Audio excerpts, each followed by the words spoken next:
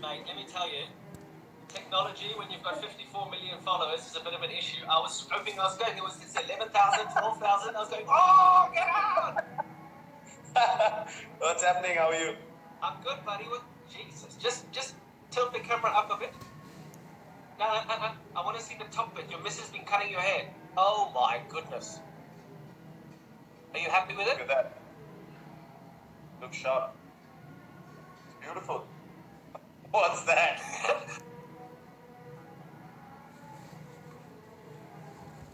I got some bad. Yeah.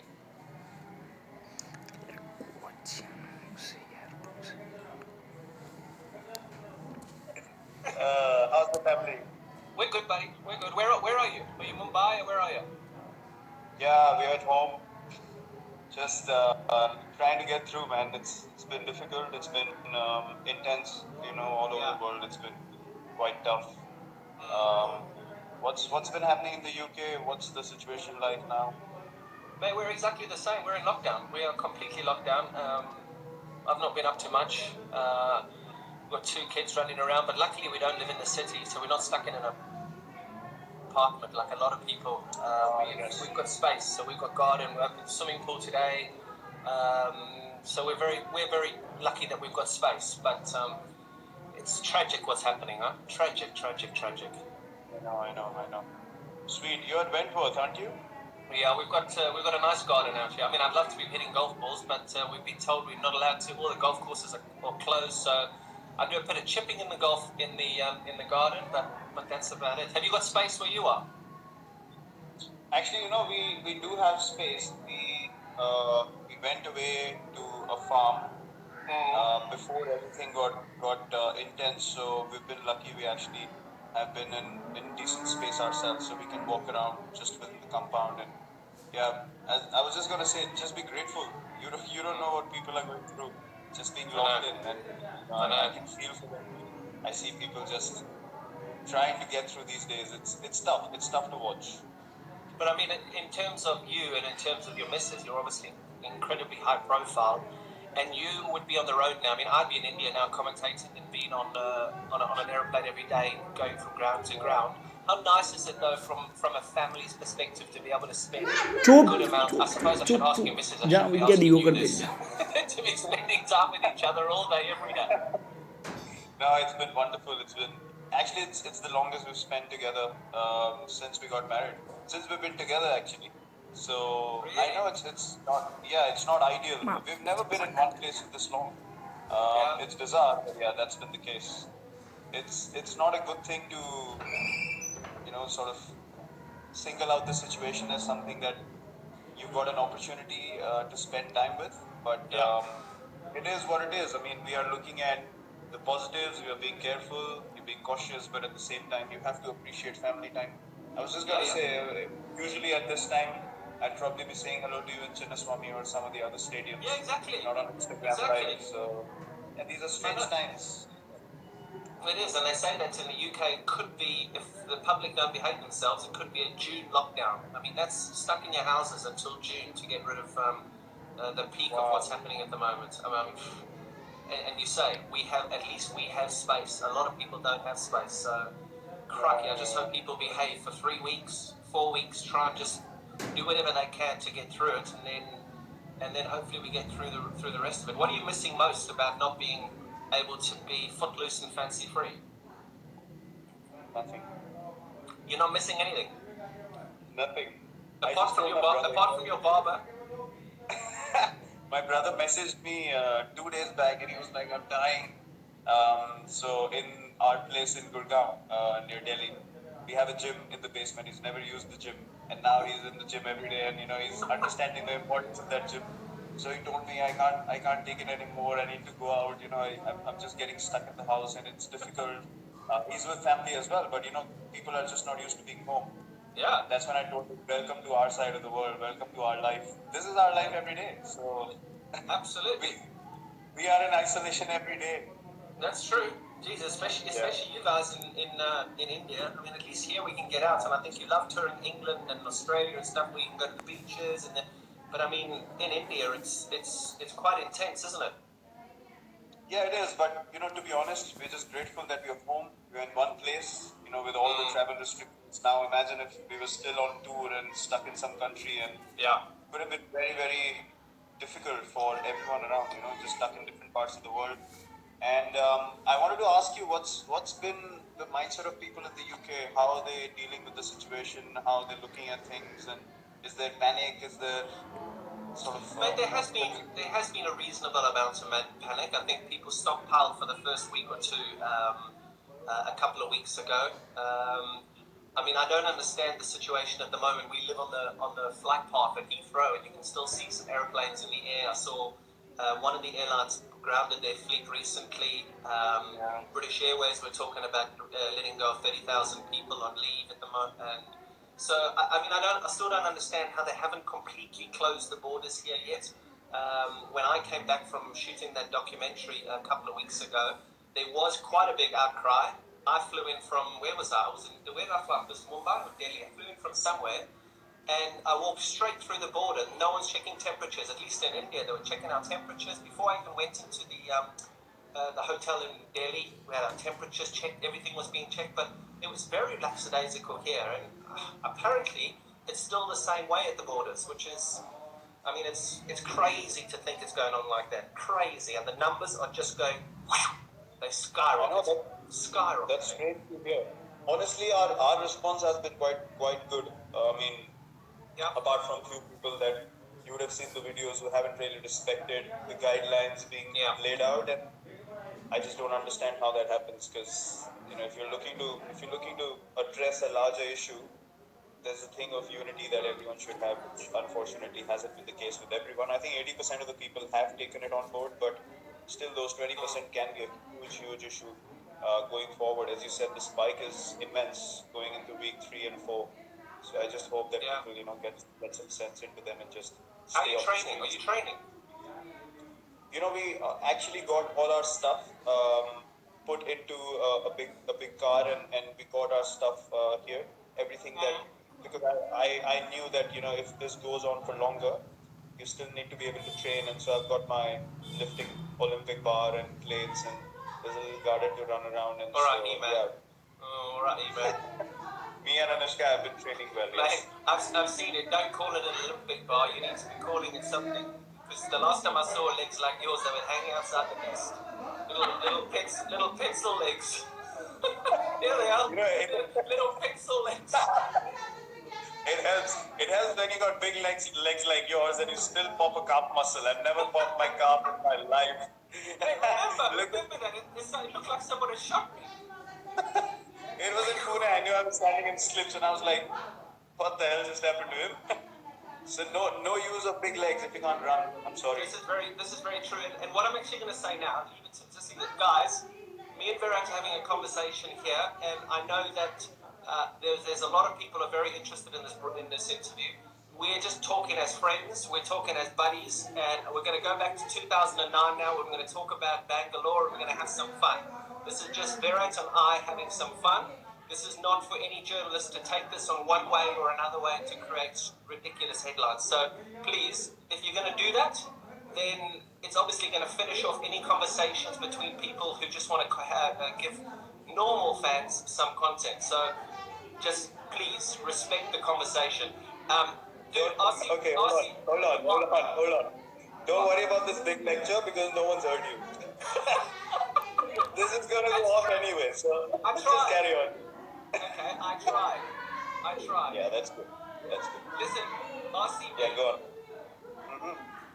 Talk to me about the bloke in the middle of the picture that I posted this morning on Instagram. There was a guy that I posted in between, that guy that's perfect and pure and has the most amazing beard, compared to this guy in 2009. Well, I don't recognize him anymore, to be honest. I do. I know you do. Yeah, I know. Good old days, but we had a lot of fun. We had amazing times together. I think right from 2008. You came in 2009, didn't you? Yeah, 2009 was, I think, that was my first season, yeah. Yeah, 9 and 10 you were with us. Yeah, 2009 is when we really sort of got it going. We really hit off well from day one, and yeah, they were good times. I mean, you obviously came in as the star player, like the big KP, and this all over South Africa, Peru, bloody hell. Yeah, but it was fun. I remember all those days and playing with Jock and Dale and Mark Boucher as well. And we had Rahul in our team. We had Anil, Kohli, Rahul Dravid, Robin. We had a gun team. Yeah. Manish came on board. Manish Pandey got a century in that season. Really? Got a century there at Centurion Park? Yep. You know what the most... do you remember Jesse Ryder and Roelof van der Merwe? I forgot about those two. Jeez. You cannot forget about both of them in that season. They were the highlight of that whole season. How can you forget both of them? That's true. They were bad news together. Justice. They were a real fun of over. You gave him anything that looked like a bottle of wine and he just turned into somebody who was, oh my goodness. It was, that was funny. I can't really talk about them. Every single time I get asked a question about you, I always refer to the questions, even though you were a bit of a... In 2009, you always sat next to the right players who you wanted to learn from the most. You had a very inquisitive brain when you were sitting next to the Callises, the Kumblays, the Drama. You just wanted to learn, and you just wanted to be the best player. Yeah, I mean, it was pretty obvious. I mean, for a youngster having all of these people around yourself when you came and you were at the peak of your career, and for me it was just an opportunity to just absorb as much as I can. If I wanted to go higher and higher, I just had to do it. So yeah, it was a no-brainer for me. There's different ways you can look at the IPL. Nowadays, there are a lot of youngsters who still ask those questions. I'm not sure of the other teams, but the people that we interact with, the guys in the Indian team, they ask those questions which are, the right questions. So yeah, it's basically how you look at things, and I always want to just be the best version of myself, and learning from you guys was a no-brainer. Did you think that you would become as good as you've become? Never. I was just talking to my coach the other day, 2 days ago. If someone told me 12 years ago you'll have these numbers after 12 years, I would have told them to get lost. No chance. That's amazing, huh? I mean, just God's been kind. If your mind's in the right place, if you're thinking about the right thing, you have the right kind of vision, and you keep following regardless of all the noise around you, the results follow. If you look at the numbers, keep striving for the numbers, then the numbers go down, the career goes down, everything is lost. So what do you strive? What do you strive for now? Every time you come out and bat, whether it be for RCB or for India, you're just thinking end game is to win, and how do I win this game? You're not thinking about anything. There's no other clutter. Not at all. For me, the most important thing is how can I contribute to make my team win? Because that is what we started playing cricket for. We were really, really small. So I don't think why that intent should change, why that mindset should change. It hasn't honestly changed with me. There's a lot of things that people try and create in India. They try and cook things up, stir things up. You have experienced that a lot when you were playing as well. So it's basically you just have to block the noise. And whenever I go to bat now, I understand that cricket is a small part of our lives, and I need to be able to make the most of the opportunity that I have in front of me. And I have a larger responsibility now, to be able to maintain this culture of fitness, of taking the team in the right direction. And I mean, you just have to be grateful that you have this opportunity, and you just need to make sure all your energy is in the right place to be able to do that. Where did your nickname Chiku come from? Chiku actually came from, MS has sort of made my nickname famous from behind the stumps. If the stump mics people pick up, they call me Chiku actually like I'm their neighbor or something like that in India. They'll shout out, "Oh, Chiku, wants water, please?" And I'm like, I have a name. You don't know me, but you can't call me Chiku. Jesus, so when this all finishes, you're going to walk down the street, Chiku! Yeah, I get called out by the name of Chiku all the time. No one calls me Virat anymore. Either Kohli or Chiku. That's it. It's amazing that I come to India and they all call me Peter. I'm saying, who the fuck's Peter? Peter! Peter! Peter! Who's Peter? No, I got this nickname by a coach we had in the state team, actually the Ranji Trophy, our first class teams.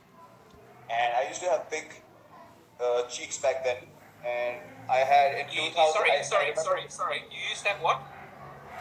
big cheeks. Big cheeks. Cheeks, yeah. Thank you. Thanks for clarifying. I didn't hear you correctly. I had big cheeks back then. In 2007, I thought I'm losing hair. My hair's shedding. I'm having a massive hair fall. So I got my hair cut really short, like yours now. I look like a clown, and I have big ears. So my my cheeks stood out and my ears stood out.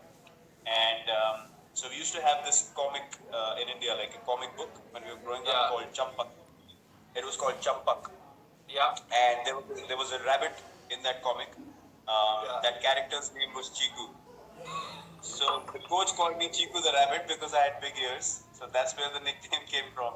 And then people started taking it up, and it went up to God knows where. Brilliant.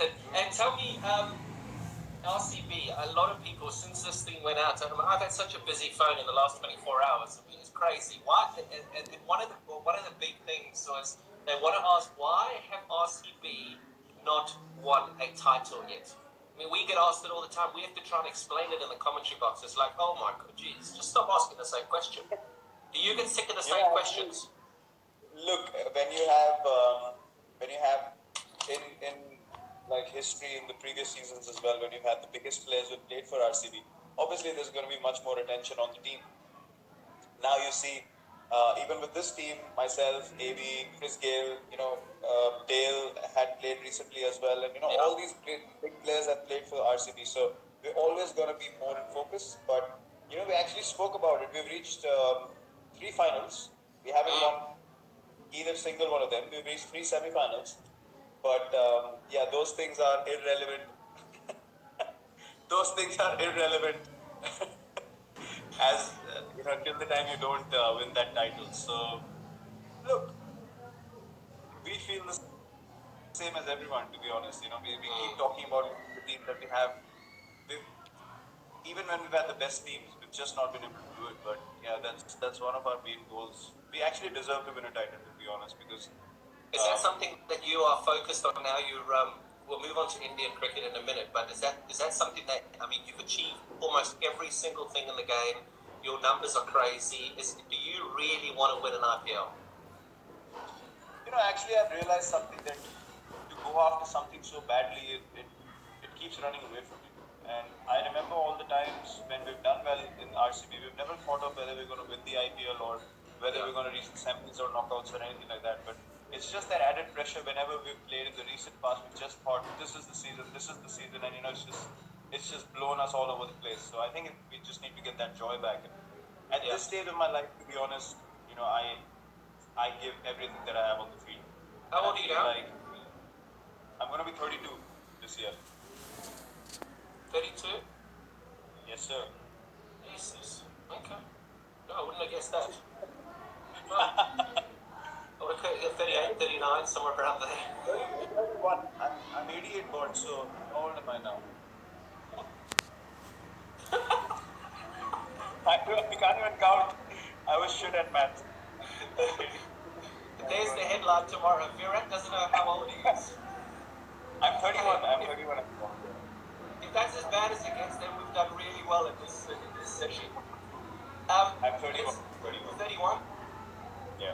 Okay. And we get on to Indian cricket, and we talked about your transformation from 2009 to the person that you are now, and how fit you are, and how structured you are, and how much you train. Was that something that you desperately wanted to bring to Indian cricket? I remember playing against India my first time I played against India was 2006. We toured India after that 2005 Ashes, and there was Tendulkar, Laxman, Dravid, Kumble, Harbhajan, Ajit Agarkar, Zahir Khan, Ashish Nehra, all these guys were playing. And I mean, you'd hit it to extra cover and you'd run 4. Yes, no problem, you just run 4. Whereas now, the team that you've got, you hit it to extra cover, you don't even think about running. Is that something that you've been so focused on and dedicated to bring into Indian cricket, that that strive to make sure that in the field we're the best? Look, I started playing in 2008. I saw 2009, 10, 11 is when we won the World Cup. When you played that shit shot and we drew the game in Bangalore. 11 is when I got you all stumped down the leg side without bowling a leg. We're gonna get there. We're gonna get there. Just talk about you. Okay. So I saw 2009, 10, 11. These were my regular years with India. and then 12, that England tour when we came to England 2011.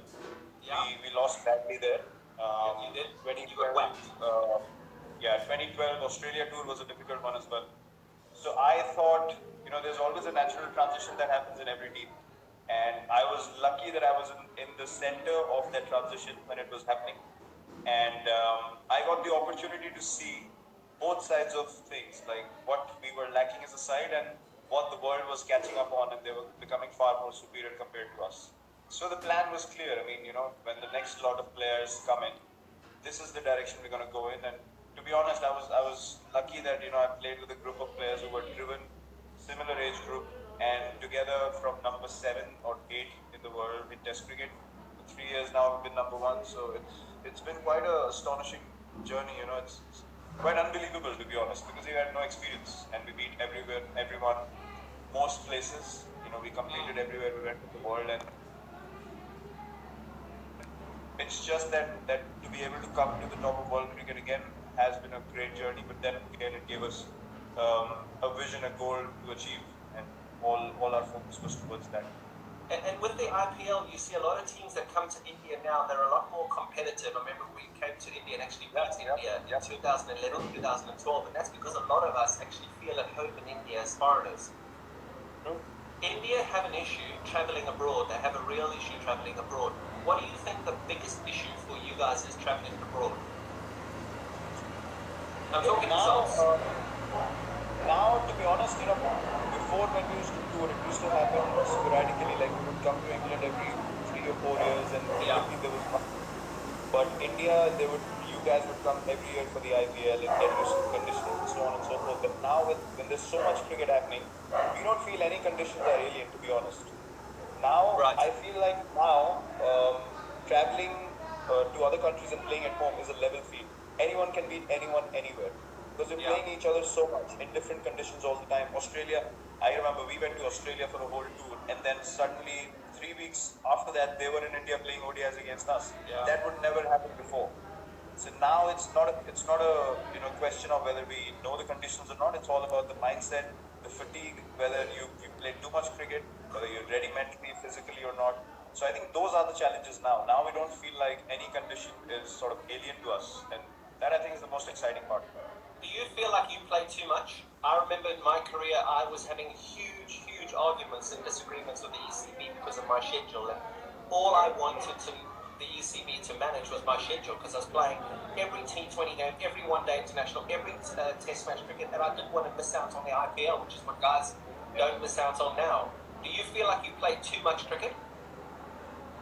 Look, I've been taking breaks, honestly. I felt like last 2-3 seasons I was doing too much, so I started taking breaks every now and then, T20 matches here and there, maybe a ODI series here and there.